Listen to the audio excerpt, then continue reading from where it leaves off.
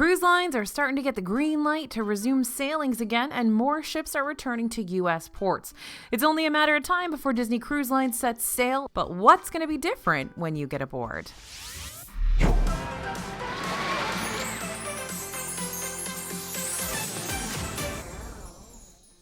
Hey everybody, it's AJ for Disney Food Blog. Disney Cruise Line is the last holdout in Disney's reopenings, but with test sailings underway in the next few weeks and UK-based staycation sailings this summer, cruises may be back soon. If you've had your trip postponed to a new sailing date, or you're thinking about booking a cruise on Disney's newest ship in 2022, the Wish, you're going to have to plan for things to have changed since the last time you cruised.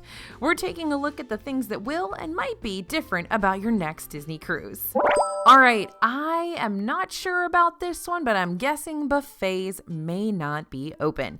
Disney Cruise Line has always been very on top of sanitizing and reducing the spread of any potential sickness. Cruises had hand sanitizer all over the place before hand sanitizer was all over the place. But what we're not sure of just yet is if dining will look the same when cruises return. Most restaurants on Disney ships are full table service, so there likely won't need to be too many changes there, besides maybe removing a few tables to allow for more distancing between guests. Though social distancing has been significantly relaxed in Disney World, so this may not be too big of a concern once cruises set sail again. But what about Cabanas, the buffet restaurant you'll find on Disney Cruise Line? They'll likely follow the lead of the Disney parks and put a hold on self-service buffet restaurants in favor of family-style or more coursed meal options.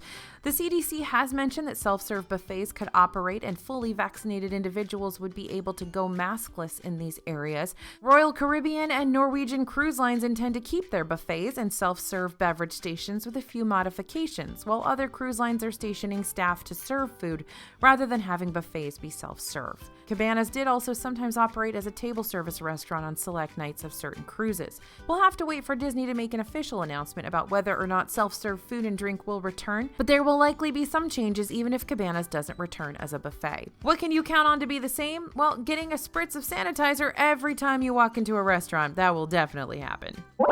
All right, next potential change is character meet and greets. The way we meet characters in the Disney parks is totally different now, and it's very likely that we'll see similar changes on cruise ships. In the before times, for the big popular character meet and greets, you'd need to reserve a time slot. This may become the norm for more character experiences. Other characters may greet guests from a socially distanced area like we've seen in the parks. Keep an eye out on balconies and any roped off areas once you're aboard. And since it seems like Disney won't be able to operate 100% fully vaccinated cruises due to the fact that so many of their passengers are under the age of 12, we're more than likely going to see social distancing and other health and safety protocols similar to what we're seeing in the parks expanded to the cruise ships. Now, shows and entertainment might be limited on your next cruise. In addition to health and safety protocols that may affect theater shows and other entertainment on board, Disney may not have their full staff and cast back for their initial sailings. It may take some time for Disney to call back casts for shows and other entertainment around the ships, so the first few cruises may be a little more bare bones than what you're used to on a Disney ship. Big deck parties and fireworks may not return right away if Disney Cruise Line opts to maintain more rigorous social distancing guidelines in public areas of the ship. It's very likely there will be no pirate night deck party and fireworks on cruises for a little while. Now, they could surprise us. But since theater shows have started returning to Disney World, there's hope those may return sooner to Disney Cruise Line. Now, requirements to cruise may be different. Will you need proof that you're vaccinated? Will you need a negative COVID test before you set sail? Disney hasn't released any official requirements for their potential US-based cruises yet, but we can look at what they're doing in the UK and what other cruise lines are doing to get a better picture. This summer, Disney Cruise Line is running several UK staycation cruises, basically a cruise to nowhere aboard a Disney ship for UK residents who are fully vaccinated. Proof of vaccination is required for these sailings, but things are looking a bit more confusing in Florida. Governor Ron DeSantis has created a bill that will go into effect July 1st that bans vaccine passports from being required in the state. It seems that most cruise lines will be following CDC guidelines that allow them to require vaccination verification and finding workarounds for that new Florida law. Now, several cruise lines, Norwegian and Celebrity, among others, are operating initial cruises with only fully vaccinated passengers and crew who must also get a COVID test prior to boarding.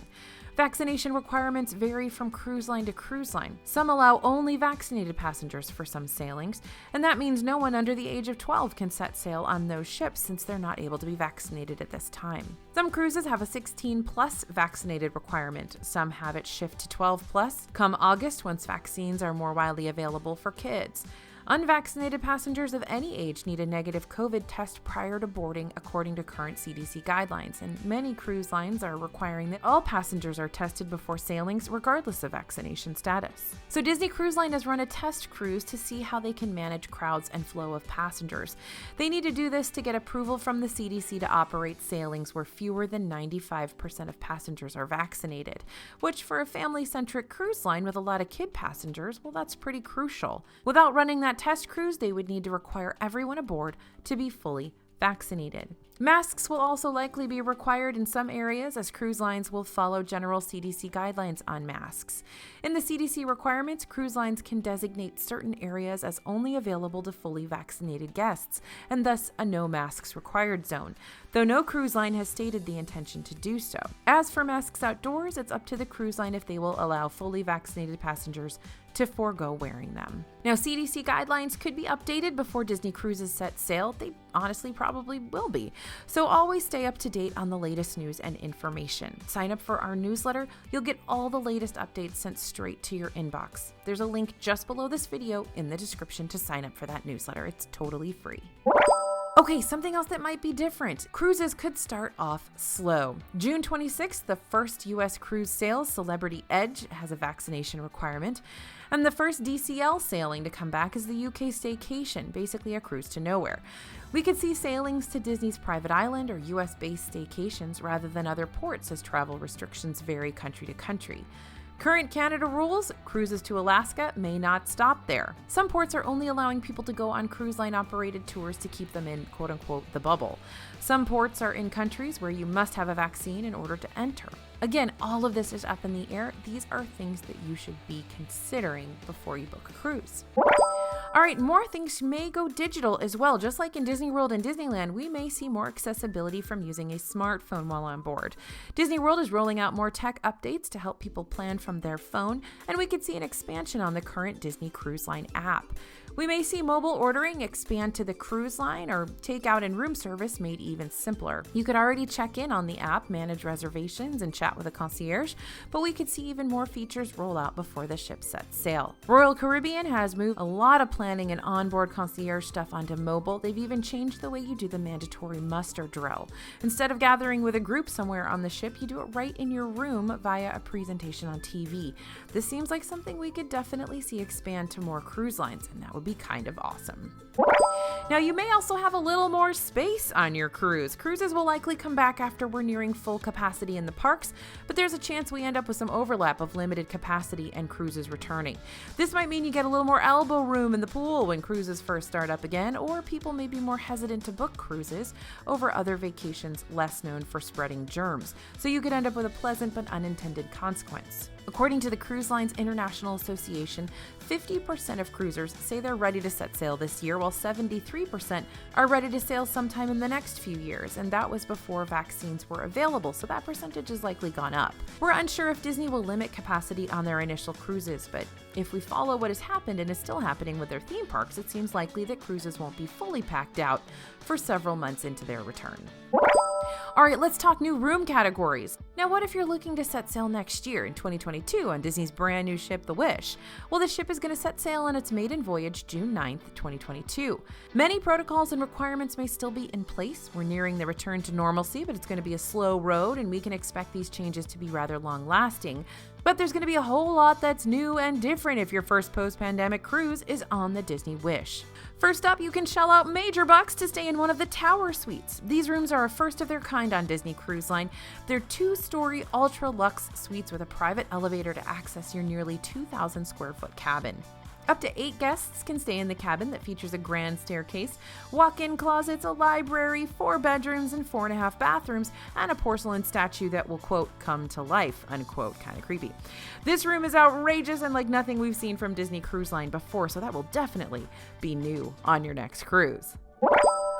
And of course, new restaurants. The Disney Wish is also bringing brand new restaurants and lounges to Disney Cruise Line. Arendelle, a frozen dining adventure, will transport guests to Anna and Kristoff's engagement party with live performances. Worlds of Marvel, an ambitious dining experience, will be an interactive superhero adventure while you eat dinner. There's also 1923, inspired by the Walt Disney Company's journey through animation. You'll dine in either the Walt or Roy Disney Room here. And Star Wars Hyperspace Lounge will be open for all ages during the day, but at night it transforms into an adult-only experience. Disney also hinted at some robotic magic here, but hasn't released any more details. And we've got a first-of-its-kind ride. The Aqua Mouse is Disney's first-ever, quote, attraction at sea. This is kind of like the Aqua Duck on other ships, but the new animated short, Scuba Scramble, created just for the ride, will actually play out through oversized virtual portholes within the ride. There will be more than 60 water effects in the 760-foot-long ride, and it will all be synced to an original musical score. Of course, if you're planning to cruise anytime in the near future, you'll want to stay aware of cancellation and change policies.